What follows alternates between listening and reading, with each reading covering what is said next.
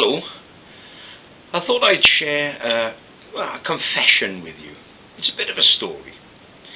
Several of my friends have heard it several times.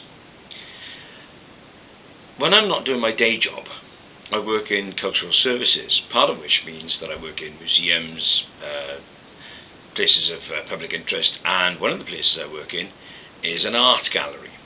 I'm what they call a floor walker.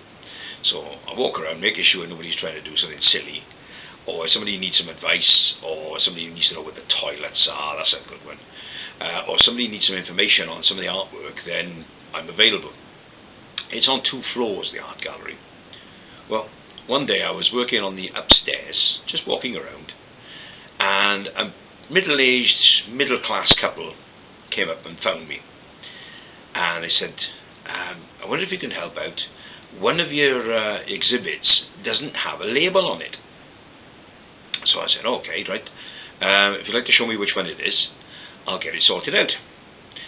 So we took down the stairs, and at the bottom of the stairs, they pointed out the artifact. I said, this is it. No. At this point, I thought, they're having a laugh. So I said, are you sure? And they said, yes. We had a look and we can't find the label anywhere. Okay. And I was at this point waiting for one of us to go, ah! Because what they pointed out was the fire hose. I'd been polishing it 2 days before.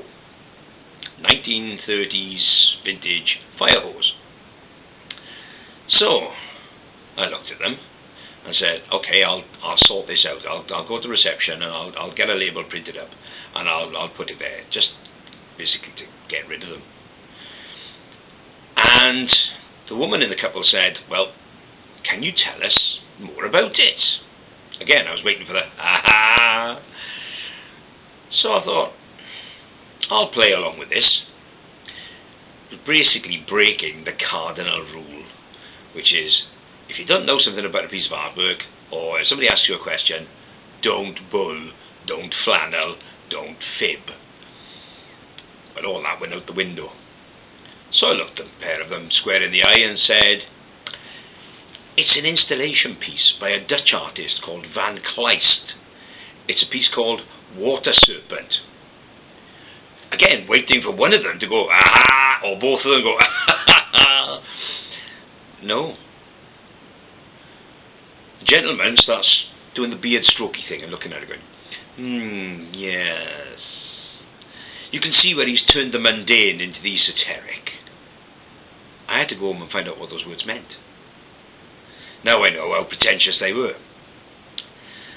Well, the woman looks at it and looks at me with a wistful look in her eyes and says, it's very evocative, isn't it? And I said, yes it is.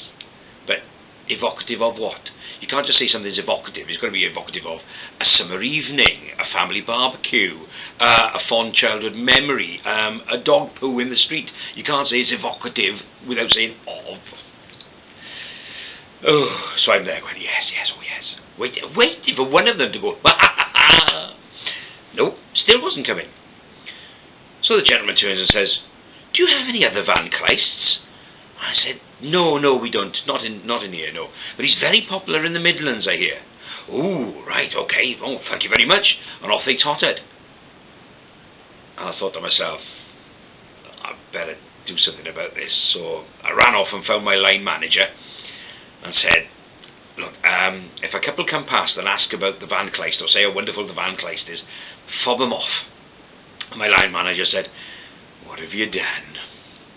Well, you know the golden rule about not flanneling about something that you don't know about, or basically taking the job seriously. Well, that went out the window a bit. Okay, I'll cover for you. And that was that. I haven't heard anything from it since. But I can just imagine a rather frustrated, middle-aged, middle-class couple wandering around the Midlands looking for more Van Kleists. As an afternote, I don't know where that name came from, it just popped into my head. So I popped home and I went online and had a look for Van Kleist, just in case there was a Van Kleist artist out there. Well, there is no Van Kleist artist. There's several von Kleists, and some of them have been artists, poets, academics. One in particular was a Panzer Group tank commander in World War II. In fact, he was the highest ranking German prisoner to die in captivity in Russia. And by all accounts, he wasn't a very nice person. So, that's my confession. Thank you.